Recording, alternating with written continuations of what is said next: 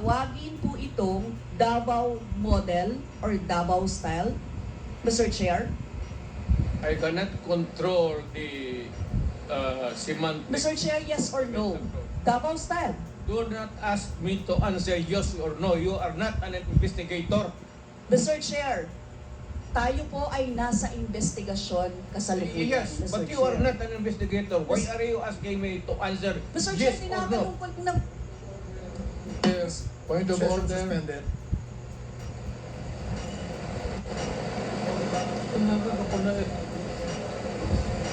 Point of order, Mr. Chair.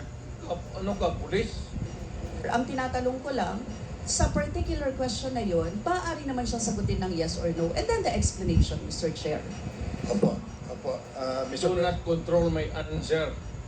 Kung Your Honor,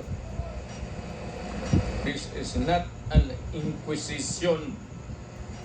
This is a democratic process of investigation. Okay. Thank you, Mr. President. Now, Mr. Chair, I would like to direct my questions, Mr. Chair, to Rodrigo Duterte.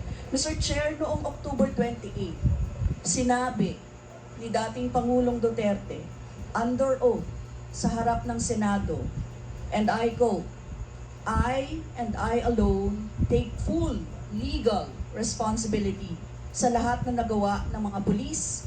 Pursuant to my order, ako ang managot.